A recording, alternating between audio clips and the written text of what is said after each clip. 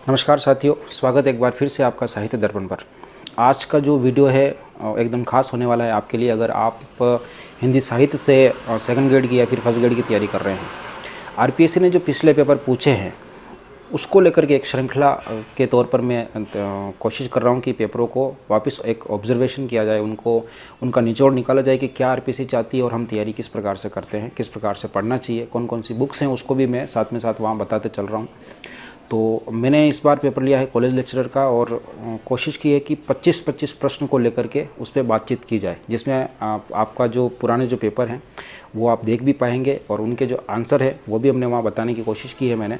और साथ में जो ऑप्शंस है उनको लेकर भी कुछ विस्तार से बताने की कोशिश की है कि कौन से ऑप्शन से कौन रिलेटेड है।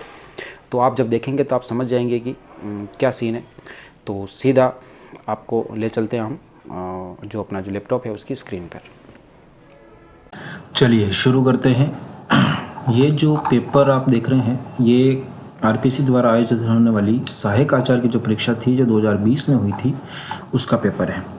और इसका जो पहला क्वेश्चन है वो है कि सूरसागर किसी चली आती हुई गीत काव्य परंपरा का भले ही वह मौखिक हो विकास प्रतीत होता है। यह पंक्ति सूरदास का जो ग्रंथ है सूरसागर उसके लिए कही गई है और इस पंक्ति के जो रचयिता हैं जिन्होंने ये कहा है वो है आचार्य रामचंद्र शुक्ल। रामचंद्र शुक्ल की एक खासियत है कि इन्होंने अपने इतिहास के ग्रंथ में यानी कि हिंदी साहित्य का इतिहास ग्रंथ जो कि पहले हिंदी शब्द सागर की भूमिका के रूप में लिखा गया था और बाद में ये विस्तृत स्वतंत्र रूप से एक पुस्तक के रूप में प्रकाशित हुआ। अगर हम इस ग्रंथ को 2 या 3 या फिर 4 बार पढ़ लेते हैं तो उनकी भाषा में समझ में आ जाती है। तो जब भी आप तैयारी कर रहे हैं तो इसके ग्रंथ को 2-3 बार ज़रूर पढ़ें क्योंकि ये ज़रूरी भी है। आचार्य रामचंद्र शुक्ल ने कहा था सूरसागर के बारे में। सूरदास की 3 रचनाएं जो कि साहित्य लहरी, सूरसारावली और सूरसागर और भ्रमर गीत जो प्रसंग है वो इसी पुस्तक में है सूरसागर में और इसी जो सूरदास है उनकी प्रसिद्धि का आधार भी सूरसागर ही है। अगला क्वेश्चन है कि चौपाई दोहे का सबसे पुराना प्रयोग शायद यही है। जो कुछ पुराना साहित्य उपलब्ध है उससे लगता है कि पूर्वी प्रदेश के बौद्ध सिद्धों ने ही इस शैली में लिखना शुरू किया था। सरहप्पा विषयक यह कथन किसका है? इसमें अगर हम बात करें तो ये कथन है आचार्य हजारी प्रसाद द्विवेदी का। आचार्य हजारी प्रसाद द्विवेदी ने स्वतंत्र रूप से कोई हिंदी साहित्य का कोई इतिहास नहीं लिखा, लेकिन इनकी जो 3 पुस्तकें हैं, पहली है हिंदी साहित्य उद्भव और विकास, दूसरी है हिंदी साहित्य की भूमिका और तीसरी है हिंदी साहित्य का आदिकाल। इन तीनों में उन्होंने कहीं कहीं समय के अनुसार अपनी आलोचना व्यक्त की है। इसलिए और ये कथन जो आया है उनकी पुस्तक हिंदी साहित्य का आदिकाल वहाँ से लिया गया है जहाँ पे उन्होंने सरहप्पा विषय के कथन कहा है। अगला जो तीसरा क्वेश्चन है वो है कि सुमेलित नहीं है। इस बात को खास याद रखें कि वो सुमेलित है पूछ रहा है या फिर नहीं है पूछ रहा है, क्योंकि ऐसे जो प्रश्न होते हैं वो गलत होने के आसार बनते हैं। तो यहाँ पे जो रचनाएं दे रखी है वो सारी की सारी तो नहीं कह सकते हैं इसमें से, जैसे चंदन बाला रास या फिर स्थूलीभद्र रास से वो जैन जो साहित्य है उसमें से लिया गया है। यहाँ चंदन बाला रास की बात करें तो वो बिल्कुल आस्कू की है और स्थूलीभद्र रास की बात करें तो वो विजय सेन सूरी की नहीं है, वो जिन धर्म सूरी की है। तो इसका जो सही आंसर होगा वो होगा 2। उक्ति व्यक्ति प्रकरण ये दामोदर पंडित का है जो व्याकरण ग्रंथ है और वर्ण रत्नाकर जिसे मैथिली भाषा का शब्दकोश यानी कि विश्वकोश कहा जाता है ज्योतिश्वर ठाकुर का है। बाकी सब सुमेलित है, इसमें से जो दूसरा है वो सुमेलित नहीं है, ये विजय सेन सूरी का नहीं है, ये है जिन धर्म सूरी का। यहाँ लिखने में मुझे हो सकता है कि समस्या है, इसलिए आप जो सुन रहे हैं वही काफ़ी है, क्योंकि लिखने के लिए यहाँ कोई पेन का इस्तेमाल मैं नहीं कर रहा हूँ। आचार्य रामचंद्र शुक्ल की दृष्टि से कौन सा कथन सही नहीं है? शुक्ल ने किसके लिए क्या कहा है, किसके लिए नहीं? तो इसमें से वो पूछ रहा है कि और ये जो सारी रचनाएं जो हैं जो यहाँ दे रखी है वो सब की सब जायसी की हैं, मलिक मोहम्मद जायसी। अखरावट में वर्णमाला के एक एक अक्षर को लेकर सिद्धांत संबंधी चौपाइयाँ कही गई है, बिल्कुल ये सही आंसर है इसका। ये सही है मतलब कथन। आखिरी कलाम में कयामत का वर्णन है, ये आपने पढ़ा ही होगा, बिल्कुल ये भी सही है। पद्मावत में प्रेम गाथा की परंपरा पूर्ण प्रौढ़ता को प्राप्त मिलती है, बिल्कुल सही बात है। 1540 में इनका जो ग्रंथ आया था पद्मावत जायसी का, जिसमें प्रेम गाथा की जो परंपरा है वो पूर्ण प्रौढ़ता को प्राप्त मिलती है। और अंतिम है कि पद्मावत पूर्णतया ऐतिहासिक तथ्यों पर आधारित है। तो इसका जो सही आंसर है वो 4 नंबर यानी कि डी। पद्मावत पूर्णतया ऐतिहासिक तथ्यों पर आधारित बिल्कुल भी नहीं है। और क्योंकि आचार्य शुक्ल के अनुसार पूछा है तो शुक्ल ने इसका जो पूर्वार्ध है वो कल्पित माना है और उत्तरार्ध जो है वो ऐतिहासिक माना है। इसके साथ ही एक बात और यहाँ मैं ज़रूर कहना चाहूँगा कि जायसी की अगर हम बात करें और जायसी पे अगर कोई कोटेशन यानी कि कोई कथन पूछा जा रहा है तो स्वतंत्र रूप से जायसी पर जो शोध करने वाले जो लेखक हैं वो हैं विजय देव नारायण शाही, और जिन्होंने इसे ट्रेजिक कृति कहा था। पद्मावत को विजय देव नारायण शाही ने ट्रेजिक कृति कहा है और उनकी जो रचना है विजय देव नारायण शाही की जायसी नाम से ही है। तो कभी कोई कोटेशन अगर आपको लगता है कि कथन जायसी के बारे में पूछा गया और अगर उसमें ऑप्शन में विजय देव नारायण शाही दे रखा है तो मैं ज़रूर कहूँगा कि उसका आंसर 99% तक जायसी का अगर पूछा है तो वो हो सकते हैं। इसके साथ ही हम आगे बढ़ते हैं कि मंजनकृत मधुमालती के विषय में कौन सा तथ्य सही नहीं है। तो मंजनकृत मधुमालती, सबसे पहले तो मधुमालती भी एक प्रेमाख्यान काव्य है और इसके जो नायक का नाम है वो है मनोहर और इसकी कथा पूर्ण रूप से ऐतिहासिक है। तो यही इसका जो सही आंसर है, क्योंकि जैसा कि हमने अभी पद्मावत के संदर्भ में बात की थी, इन जो भी प्रेमाख्यान लिखे गए थे वो कल्पना और ऐतिहासिक दोनों को मिला करके लिखे गए थे। तो ये तो वहाँ पर ने बात कर ली, तो यहाँ पर भी यही है कि ये ऐतिहासिक नहीं है पूर्ण रूप से। इसमें भारतीय काव्य रूढ़ियों का प्रयोग किया गया है, बिल्कुल अन्य सूफी काव्य के समान इसमें भी प्रेम को ही सब कुछ माना गया है, बिल्कुल सही है। और इसमें 5 अर्दाली और चौपाइयों के बाद दोहे का प्रयोग हुआ है। इसकी खास बात है मंजनकृत मधुमालती की, इसमें बहुपत्नीवाद का अभाव है। बहुपत्नीवाद यह कि अगले जो दूसरे जो भी प्रेमाख्यान काव्य हैं या फिर रचनाएं हैं उसमें सब में बहुपत्नीवाद बताया गया है। एक नायक के 3-3, 2-2, 3-3 या फिर 4-4 पत्नियां हैं, लेकिन इसमें ऐसा बिल्कुल भी नहीं है। इसमें मधुमालती और मनोहर दोनों अपने आप में खुश हैं। अगला जो क्वेश्चन है, कबीरदास ऐसे ही मिलन बिंदु पर खड़े थे जहाँ से एक और हिंदुत्व निकल जाता है तो दूसरी ओर मुसलमानत्व। कबीर विषयक उक्त मान्यता किसकी है? अगर हम इसकी बात करें तो इसके जो सही आंसर होगा वो 3, यानी कि हजारी प्रसाद द्विवेदी। द्विवेदी की 3 पुस्तकों के बारे में हमने पहले चर्चा की थी। और यहाँ एक और बात कि कबीर को लेकर के जब कोई ऐसा कथन आता है तो उसका आंसर वापस वही कि 90% से या फिर 95% तक मैं कहूँगा कि हजारी प्रसाद द्विवेदी होंगे, क्योंकि आचार्य शुक्ल ने अपने इतिहास के ग्रंथ में कबीर के साथ वो न्याय नहीं कर पाए। क्योंकि उन्होंने कबीर के साथ इसलिए भी कि उनके जो चहेते जो कवि रहे उस समय के वो थे तुलसीदास, और कह सकते हैं कि तुलसीदास को उन्होंने एक पैमाना मान लिया था। तो उनके समकक्ष रख करके वो फिर सबकी आलोचना गुणदोष का विवेचन कर रहे थे, इसलिए वो कबीर के साथ न्याय नहीं कर पाए। इसलिए फिर बाद में जब हजारी प्रसाद द्विवेदी आए तो उन्होंने पुस्तक लिखी कबीर, उनके पूरे नाम से उन्होंने कबीर पुस्तक लिखी। और कबीर विषय जो टिप्पणी की गई है ये भी हजारी प्रसाद द्विवेदी की है। हिंदी प्रेमाख्यान काव्य परंपरा से संबंधित असंगत कथन कौन सा है? पहला है, निर्विवाद रूप से सभी प्रेमाख्यान तत्सम शब्दावली प्रदान अवधी भाषा में रचित थे। ऐसा बिल्कुल नहीं है, ये ठेठ ग्रामीण, यही गलत, इसका जो आंसर है वो सही आंसर है 1 नंबर। जो जैसे पद्मावत की हम बात करें तो ठेठ ग्रामीण अवधी भाषा, तत्सम तो छोड़ ही दीजिए आप, क्योंकि तुलसी ने जैसी तत्सम प्रदान शब्दावली का प्रयोग किया वैसा और किसी और ने किया नहीं है। तो दूसरा है कि ये काव्य प्रबंधात्मक शैली में रचित थे, बिल्कुल सही है। इनके पात्र मुख्यतः 2 श्रेणियों मानवीय और मानवेतर के हैं, तो बिल्कुल मानवधन इतर गुण संधि का ये उदाहरण भी हो सकता है। मानवेतर यानी कि जो मानव से इतर हो, जैसे कि भगवान हो गए या फिर राक्षस हो गए या फिर भूत प्रेत हो गए। इन काव्यों की मूल भावना जो है वो प्रेम है, तो बिल्कुल सही आंसर है इनका, ये मूल भावना जो है प्रेम है। तो ये 3 ऑप्शन सही है और जो पहला है वो इसका सही आंसर है। क्वेश्चन नंबर 8 है कि निम्नलिखित के आधार पर सही विकल्प चुनिए। 2 कथन दे रखे हैं, दोनों में से पहला है कि कबीर जो कुछ कहते थे शास्त्रीय ज्ञान के आधार पर कहते थे, और दूसरा है उनकी उक्तियाँ बेधने वाली और व्यंग्य चोट करने वाली है। तो इसमें से जो पहला जो है वो जो कथन है वो गलत है, क्योंकि कबीर जो कुछ कहते थे, उन्होंने जो कुछ भी कहा वो अनुभव के ज्ञान के आधार पर कहा, ना कि शास्त्रीय ज्ञान के आधार पर। क्योंकि उन्होंने खुद कहा कि तू कहता कागद की लेखी, मैं कहता आखन देखी। अनुभव का ज्ञान था उनके पास, पढ़े लिखे वो थे नहीं, अनपढ़ थे।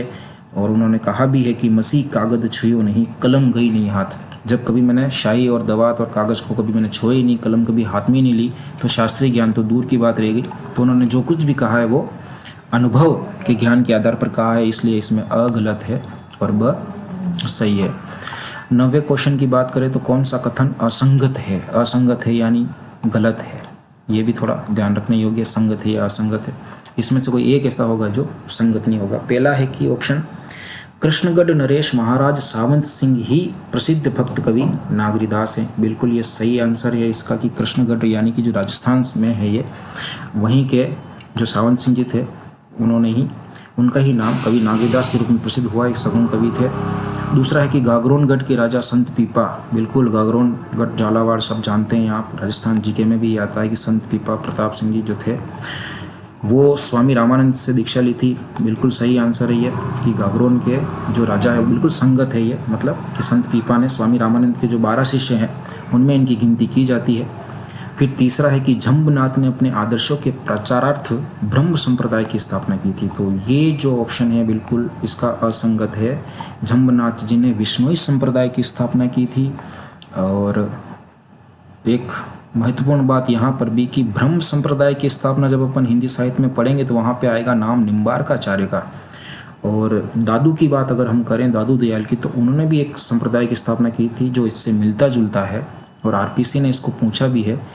और क्वेश्चन में आपको बता देता हूँ पहले, ये देखिए आप यहाँ पर, ये रहा, यहाँ कर्सर से मैं थोड़ा हेडलाइट नहीं कर पाऊँगा, यहाँ देखिए, लोक संत दादू दयाल पाठ के अनुसार दादू दयाल ने किस संप्रदाय की स्थापना की थी। ये सेकंड ग्रेड के पेपर जो था, सेकंड पेपर में आया था हिंदी के, इसमें लिखा है पर ब्रह्म संप्रदाय। तो यहाँ पे पर ब्रह्म संप्रदाय की स्थापना जो की है वो दादू दयाल ने की है। और यहाँ एक समस्या ये भी है कि कहीं कहीं ब्रह्म संप्रदाय भी लिखा हुआ है, ब्रह्म संप्रदाय देके फिर स्लैश देके पर ब्रह्म संप्रदाय दादू दयाल के लिए आता है।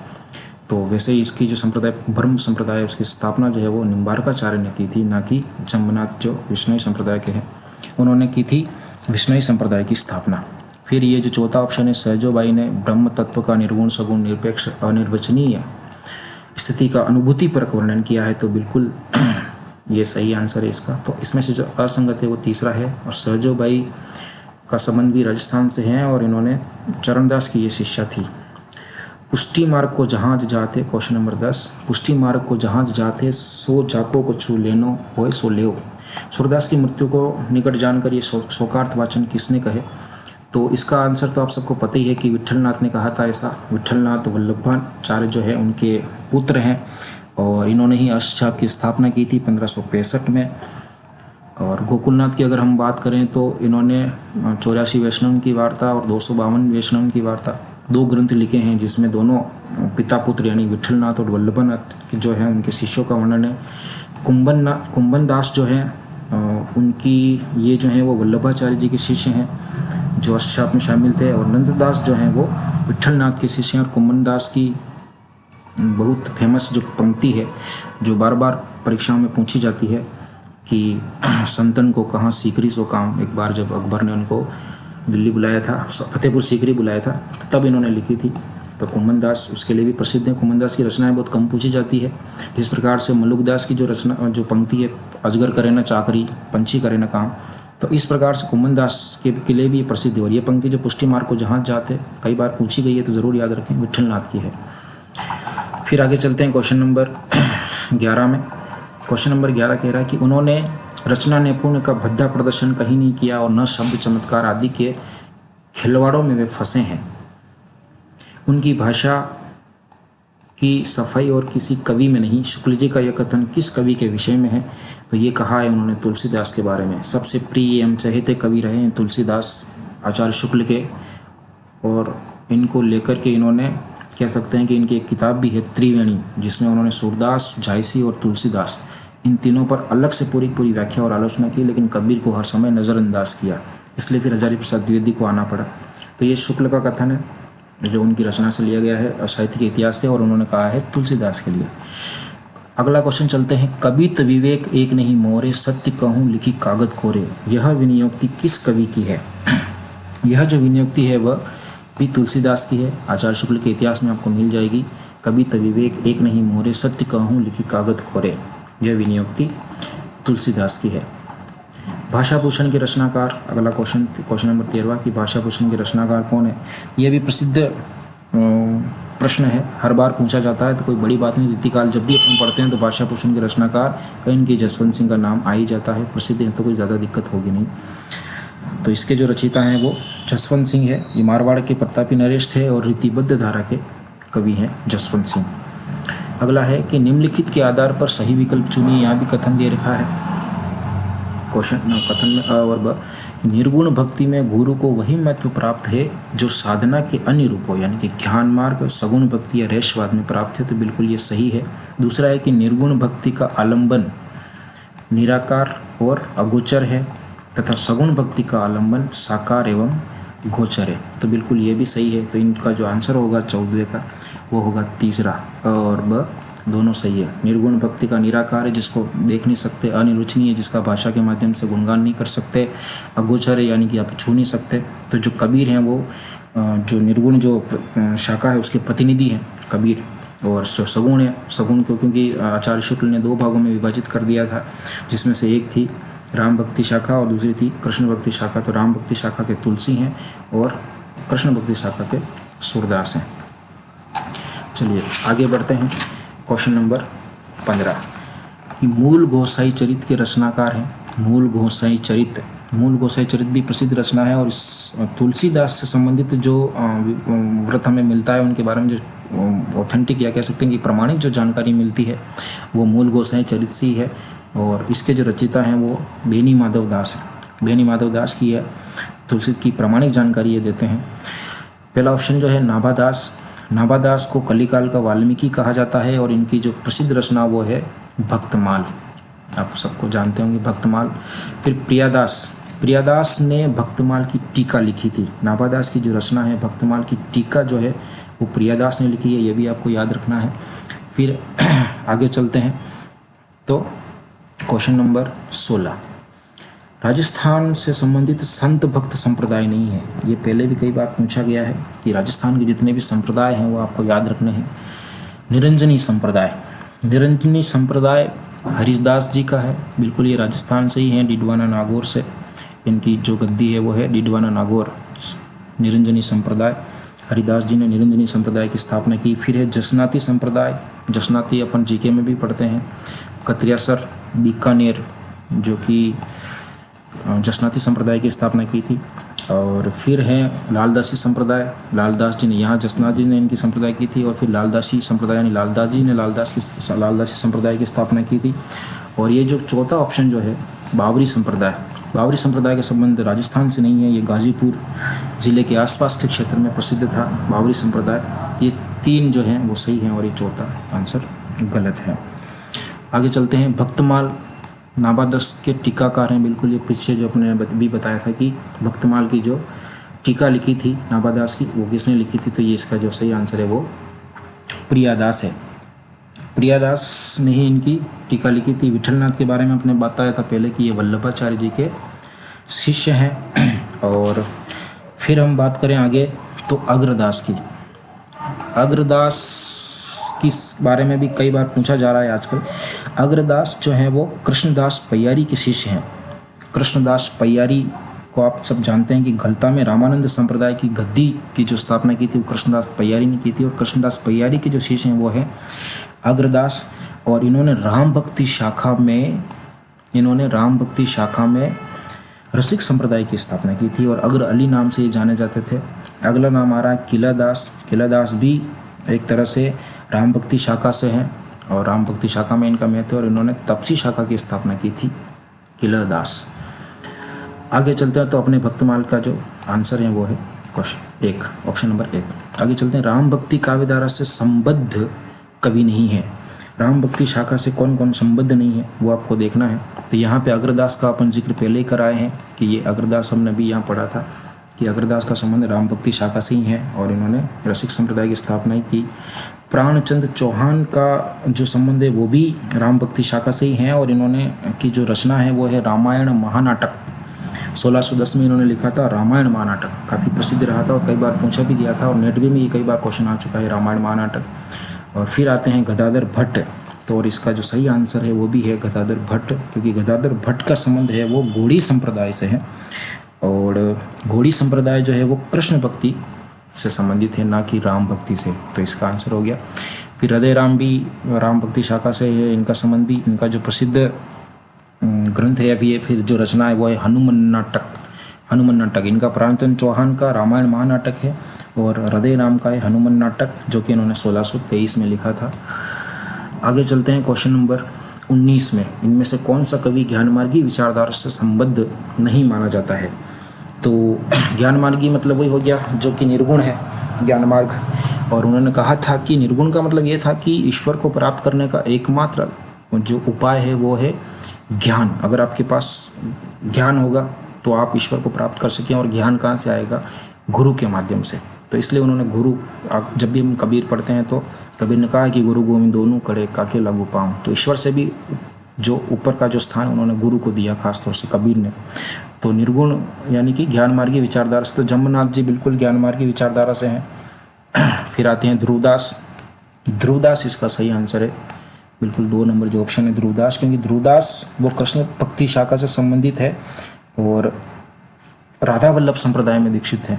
ध्रुवदास का संबंध कृष्ण भक्ति से है। राधा वल्लभ संप्रदाय जिसकी स्थापना की थी हित हरिवंश ने, और उसी से ये संबंधित थे। मलुकदास जिसका जिक्र अपन ने पहले किया था, अजगर करे न चाकरी पंछी करे न काम, दास मलुका कहे गए सबके दाता राम। तो ये मलुकदास भी है, ये भी निर्गुण है। और सुंदरदास भी निर्गुण है, और ये दादू के शिष्य थे सुंदरदास। चलिए आगे बढ़ते हैं क्वेश्चन नंबर 20 में। ये यहाँ आगे है, देखिए वापस। राधा वल्लभ नामक वैष्णव भक्ति संप्रदाय के प्रवर्तक जो हैं वो है हित हरिवंश। बिल्कुल अभी अभी अपने इनका जिक्र किया था कि राधा वल्लभ संप्रदाय का जो है वो हित हरिवंश है। वल्लभाचार्य जी का संप्रदाय वल्लभ संप्रदाय है, पुष्टि मार्गी भक्ति वाला जो आपने पढ़ा होगा। स्वामी हरिदास की अगर हम बात करें तो स्वामी हरिदास का जो है वो सखी संप्रदाय है। स्वामी हरिदास का सखी संप्रदाय है, और स्वामी हरिदास तानसेन के गुरु भी थे, क्योंकि उन्होंने ही उसको संगीत की दीक्षा दी थी। और यहाँ अपन ने पिछले जो कुछ आपने देखा था, अगर आपको पता हो तो यहाँ चलते हैं अपन। एक सेकंड। पिछले जो एक आपने हरिदास का नाम लिया था, हरिदास का हमने क्वेश्चन देखा था पीछे, माफ़ कीजिएगा थोड़ा सा ऊपर नीचे हो रहा है, क्योंकि वहाँ से इसको मिलाना बहुत ज़रूरी है। अगर आप कन्फ्यूजन रहेंगे तो यहाँ हमने देखा था, ये देखिए कि निरंजनी संप्रदाय। निरंजनी संप्रदाय में भी हमने एक नाम लिखाया था कि हरिदास जी ने निरंजनी संप्रदाय की स्थापना की थी, यहीं पास में। जबकि ये स्वामी हरिदास है जिन्होंने सखी संप्रदाय की स्थापना की थी, वो हरिदास अलग है और ये स्वामी हरिदास है। इनके नाम के आगे स्वामी लग रहा है, वो सिर्फ हरिदास जी है, ये स्वामी हरिदास है। तो ये खास तौर से ध्यान रखें कि इनका जो संप्रदाय है जिसका नाम है सखी संप्रदाय, और इनका नाम है निरंजनी संप्रदाय। चैतन्य महाप्रभु आप जानते हैं गौड़ीय संप्रदाय की स्थापना इन्होंने की थी, और ध्रुवदास जो थे पिछले क्वेश्चन में वो इसी में से दीक्षित है। क्वेश्चन नंबर 21 में चलते हैं। कौन सा विकल्प सुसंगत नहीं है? यानी कि इसमें से ऐसा ढूंढना है जो असंगत है, इसको सुसंगत को हम असंगत भी कह सकते हैं। कबीर परिचय। कबीर परिचय बिल्कुल संगत है, ये अनंत दास की है कबीर परिचय। फिर ज्ञान समुद्र जो रचना है वो सुंदरदास की है, बिल्कुल सुंदरदास जो कि दादू की शिष्य है। अभी हमने देखा ज्ञान दीपक जो रचना है वो दरिया साहब की भी है, दरिया साहब की है, बिल्कुल सही है। फिर आती है ज्ञान बोध, तो इसका आंसर भी सही है, ये ज्ञान बोध रामानंद की नहीं है, ये मलुकदास की है। मलुकदास का जिक्र हमने पीछे किया था, अजगर करे न चाकरी। तो ज्ञान बोध रचना के जो रचनाकार है वो है मलुकदास, न कि रामानंद, ये गलत है। Question number 22। संत दादू दयाल की शिष्य परंपरा से असंबद्ध संत है। संत दादू दयाल की शिष्य परंपरा से असंबद्ध, तो पहले ही ऑप्शन जो दिख रहा है आपको सामने संत पीपा, क्योंकि पहले ये पूछा जा चुका है। तो कई बार होता है कि पेपर में ही क्वेश्चन का आंसर, प्रश्न का आंसर छुपा रहता है, इसलिए जल्दबाजी नहीं करें। वैसे पेपर को जो तरीके हैं करने के, उसके भी अपने एक मेथड है, अपनी एक साइकोलॉजी होती है, एक कह सकते हैं कि योजना होती है। उसको पेपर कभी भी पेपर कैसे सोल्व करें उसको लेकर के कभी और अपन बनाएंगे वीडियो। अभी फ़िलहाल बात करें तो पीपा के जो गुरु हैं वो रामानंद है। रामानंद के 12 शिष्यों में इनका नाम है। फिर जो बाकी बचे हैं सुंदरदास, रज्जब और गरीबदास, जी बिल्कुल संत दादू दयाल की शिष्य परंपरा से असंबद्ध की अगर हम बात करें तो सिर्फ पीपा हैं, बाकी 3 जो हैं वो इनकी ही शिष्य हैं। और संत दादू दयाल के और भी शिष्य हैं, जैसे कि मिस्किन दास, जगन्नाथ दास, माधव दास। ये क्वेश्चन सेकंड ग्रेड में पहले भी पूछा गया था कि शिष्य परंपरा में कौन नहीं शामिल है, तो यहाँ पे पीपा नहीं है, बाकी जो और हैं वो मिस्किन दास की बात कर लेते हैं अपन, और फिर है जगन्नाथ दास और एक है माधव दास, ये इनके शिष्य हैं। आगे बढ़ते हैं क्वेश्चन नंबर 23। हिंदी में रीति ग्रंथों की अविरल और अखंडित परंपरा का प्रवाह केशव की कवि प्रिया के प्राय 50 वर्ष पीछे चला, और वह भी एक भिन्न आदर्श लेखक। जैसा कि मैंने आपको कहा था कि अगर आप ढंग से शुक्ल का इतिहास 2-4 बार पढ़ लेंगे तो उनके जो कोटेशन है, उनके जो कथन है, अगर किसी कवि को या लेखक के बारे में उन्होंने कहा है तो वो गलत होने के आसार नहीं बनेंगे, क्योंकि उनका लिखने का तरीका ही ऐसा है। तो देखते ही मतलब समझ में आ जाता है कि ये शुक्ल का है, वो तभी समझ में आएगा तब वो आप 1-2 बार उनको पढ़ लेंगे। क्वेश्चन नंबर 24 पे चलते हैं कि निम्नलिखित कथनों से संबंधित सही विकल्प चुनिए। रीति कविता राजाओं और रईसों के आश्रय में पली। बिल्कुल, सारा का सारा जो काव्य था वो दरबारी काव्य था, दरबारों में रहते थे रीतिकाल के जितने भी कवि हुए हैं। और दूसरा है कि उसकी अंतःप्रेरणा और स्वरूप को कवियों और उनके आश्रयदाता दोनों के संबंध से ही समझा जा सकता है। बिल्कुल, ये दोनों के दोनों सही हैं, दोनों ऑप्शन अ और ब दोनों सही हैं। तो रीति कविता राजा और रईसों के आश्रम में ही पली है। अगला क्वेश्चन है 25। असंगत विकल्प चुनिए। असंगत विकल्प चुनना है, यानी कि इसमें से कोई एक ऐसा है जो कि गलत है, यानी कि संगत नहीं है, उसको हमको चुनना है। तो पहला ऑप्शन है देव और बिहारी पद्म सिंह शर्मा। तो यहाँ मुझे लगता है कि पहला ही ऑप्शन यहाँ गलत दे रखा है, तो इसका जो आंसर है वो भी पहले ही है। देव और बिहारी पद्म सिंह शर्मा की पुस्तक नहीं है, ये कृष्ण बिहारी शर्मा की है। कृष्ण बिहारी शर्मा, ये नाम आप याद रखें क्योंकि कई बार पूछा गया है। और फिर एक जो अगली जो रचना दे रखी कृष्ण बिहारी शर्मा, मैं लिख नहीं पा रहा हूँ यहाँ पे, लेकिन आप समझ जाएं मैं बोल रहा हूँ कृष्ण बिहारी शर्मा। और अगली दे रखी बिहारी और देव, तो ये लाला भगवान दिन की है। तो याद रखिए, ये दोनों रचनाएं कई बार पूछी जाती है तो कन्फ्यूजन की स्थिति बन जाती है। तो इसको मैंने अपने तरीके से याद रखा था, क्योंकि कृष्ण बिहारी नाम जब अपन लेते हैं तो बिहारी बाद में आता है, कृष्ण बिहारी मिश्र, यहाँ बिहारी आएगा पीछे। तो देव और जहाँ बिहारी जो बाद में आ रहा है वो कृष्ण बिहारी की है, क्योंकि बिहारी कृष्ण बिहारी में भी बिहारी बाद में आता है, तो यहाँ भी बिहारी बाद में आ रहा है, तो कृष्ण बिहारी की हो गई है। मैंने अपनी ट्रिक से याद किया था, और बिहारी पहले आता है तो वो लाला भगवान दिन की है। और पद्म सिंह शर्मा जो है उनकी एक रचना है काफ़ी प्रसिद्ध हुई थी, बिहारी सतसई की भूमिका। इनकी पद्म सिंह शर्मा की एक पुस्तक है बिहारी सतसई की भूमिका, काफ़ी प्रसिद्ध रही थी। और फिर आते हैं अगर हम बात करें तो इन्होंने पद्म सिंह शर्मा का जो नाम है हिंदी साहित्य के इतिहास में वो इसलिए भी लिया जाता है कि तुलनात्मक आलोचना की जो शुरुआत है वो उन्होंने ही की थी। और बिहारी के ऊपर इन्होंने जब पूरी किताब लिखी बिहारी सतसई की भूमिका, तो एक तरह से इन्होंने तुलनात्मक आलोचना का, और देव को इन्होंने लेते हुए तुलनात्मक आलोचना का प्रतिपादन किया। इसलिए फिर कृष्ण बिहारी मिश्र आए, उन्होंने भी लिखी देव और बिहारी, और फिर आए लाला भगवान दिन जिन्होंने लिखी बिहारी और देव। फिर ये है कविवर बिहारी, बिल्कुल ये जगन्नाथ दास रत्नाकर की है। और इनकी जो प्रसिद्ध रचना है जो भ्रमर गीत के जब अपन पढ़ते हैं तो उसमें भी आती है उद्धव शतक, जो 1929 में आई थी। और बिहारी की वाग विभूति ये विश्वनाथ प्रसाद मिश्र की है।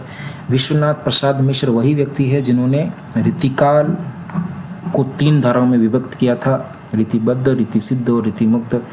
यही वो विश्वनाथ प्रसाद मिश्र है। और इनकी एक किताब भी है जिन्होंने जो हिंदी साहित्य के इतिहास पर इन्होंने लिखी थी, जिसका नाम था हिंदी साहित्य का अतीत। तो आज के लिए इतना ही। अगले वीडियो में हम आगे के क्वेश्चन सॉल्व करेंगे। तब तक के लिए धन्यवाद, शुक्रिया।